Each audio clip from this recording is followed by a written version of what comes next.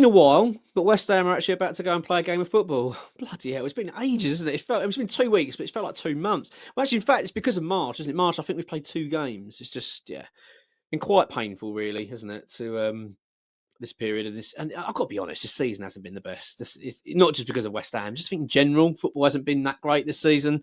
Not much to be excited about. I think apart from the European chase, there's only really the thing that's sort of gripped me this season in terms of Premier League. Apart from that, the title race has been dire. The relegation scrap's been boring. There's nothing really to be excited about. And it just kind of brings me on to this video actually, because I was watching it was Bournemouth Man City in the FA Cup quarter final. Obviously, Man City won 2-1. But I was watching it, right, and especially the first half, and I'm watching Bournemouth and thinking, my word, that club are just so far ahead of us at the moment in so many departments. But when you think about what's on the pitch, like the excitement that fans are enjoying, it's not just the style of play; it's the type of players they've got as well. It's these players that are just so nippy and on the front foot and aggressive, and they were just in the faces of Man City all game. And I just was so impressed by it, and I'm envious. I'm watching it with thinking, why are we nothing like that? We're nothing like that at all. We're so timid. We're so slow. We're sluggish. We're old. We've got such an old squad. I mean, it's a lot of work to be done. I've got all the sympathy in the world for Graham Potter. I've got to be honest. I know that there is, at the moment, a slight air of discontent around Potter. And I wouldn't even say discontent, more concern, I think, in terms of, have we got another really over pragmatic manager here? Have we got another manager that's just going to defend at all costs and try and nick games? I don't actually subscribe to that. I don't feel like that. And I'm not actually concerned. I actually do feel that once Graham Potter's had a summer, I think we will see a different West Ham next season. I do think it will be slightly, I think it'll be more improved in terms of our attacking intent. I really do.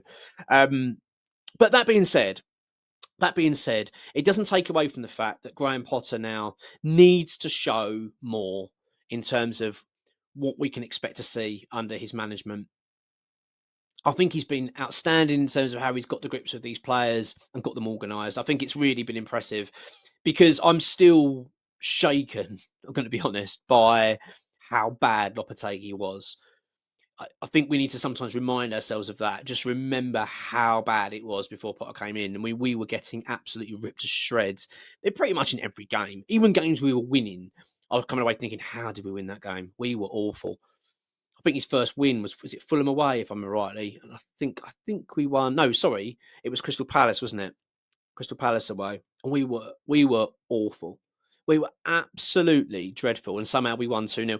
And I felt like that for most of the games we won. Man United at home, I think 2-1. We got that penalty towards the end. Again, we were awful. So I'm very, very grateful and very pleased that we have now moved away from that. That we've got a manager that's come in and gone right. And I totally agree with him. He's come into this team and gone, this needs sorting out.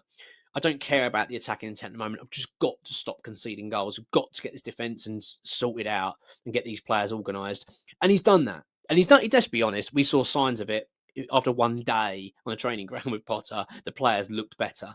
So I'm actually really pleased with him. I'm going to be honest. I'm really pleased. I think he's a good fit for West Ham. I'm feeling optimistic about the future under Potter. However, I don't. I feel like now we're at a point of his time because this is kind of like a pre-season. Let's get it straight. We're not going down. We're not fighting for anything really, other than pride and obviously a few places up the league, get some more money in. So we want, we still want to get results, and I think we will. I think we will get some more points, and I think we will finish higher than we are. To be honest, I do think we will. But it's time to start showing, I feel now, the attacking side of what we can expect to see under Graham Potter. I think he's got to be mindful of this, that fans are going to lose patience. Fans are going to start becoming very concerned if every game we go into, it's a cautious approach. It's a cautious, pragmatic approach. I think we need to see more from West Ham. And this is, tonight for me is the night. This is the perfect game. One, we're away from home. We're away from home, and we know that West Ham under Potter have been far better away from home than we have been at London Stadium. That's something that needs addressing, and he's already mentioned himself, said our home form is not good enough. It needs to improve. So we're going into an away fixture, which gives me more hope. I think West Ham will be more comfortable. You're also playing against a team in Wolves that, let's get it straight, any other season they'd have been getting relegated. They've been that bad.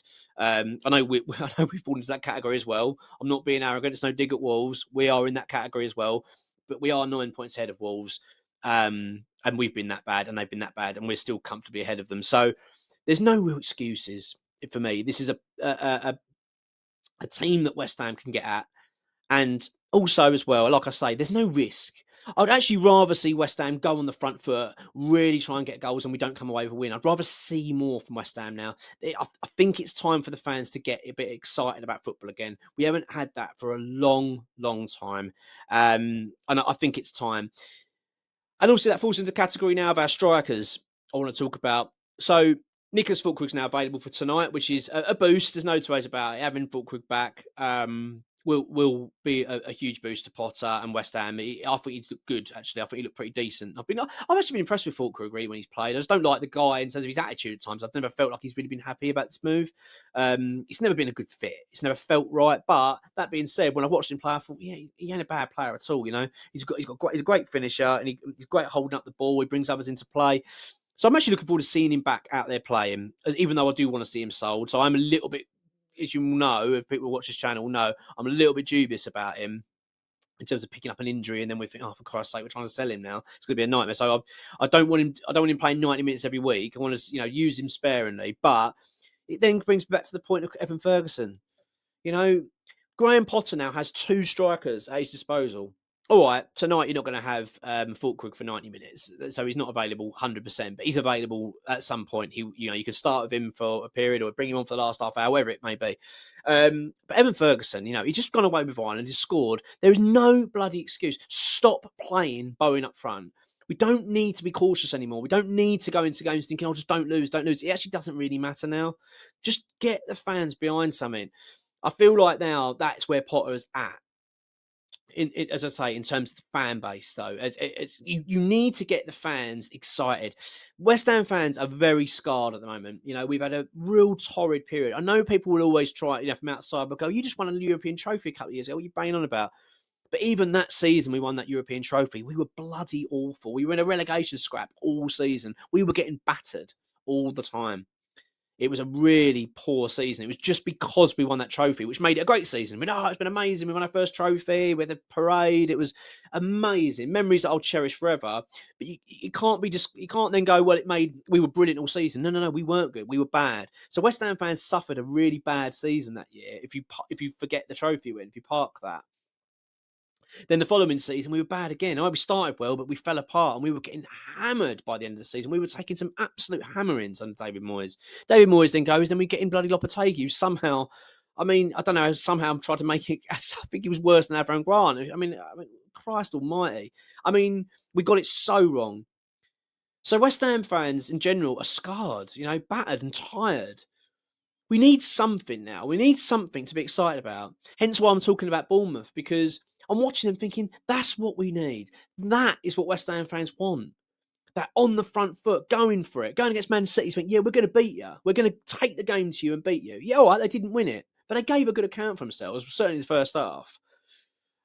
I don't know if you've seen their training ground. My word, it's just, I'm talking about Bournemouth here.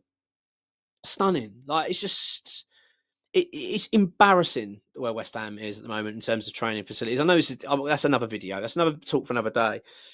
But in terms of on the pitch, tonight is a really, really good opportunity for Graham Potter. This is your chance. Get out there, get these players playing. Let's get the bums off the seats. Let's get people a bit excited. Let's get West Ham fans going, oh, that's a bit more like it. That's something to be a bit excited about. That's what we need at this football club. That is what we need at this club, big time. So yeah, big night. I think it's the time that Graham Potter now needs to stop this cautious approach. We don't need to go into this game thinking, "Oh my God, just don't lose, whatever you do." There's no need for that. But I do, as I say, I'm not one of these fans at the moment that are nervous and thinking about Graham Potter. Thinking, "Oh my God, he's not." I'm fully behind him. I think he's a good fit for West Ham. I really do. But I think he's got to read the room now. In that.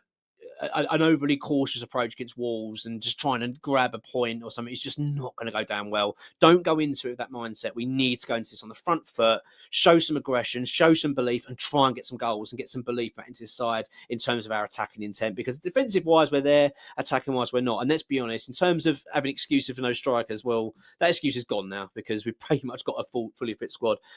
And I'm hoping, fingers bloody crossed, that tonight, you never know, we might actually start with a striker. Who knows? Come on, you Irons.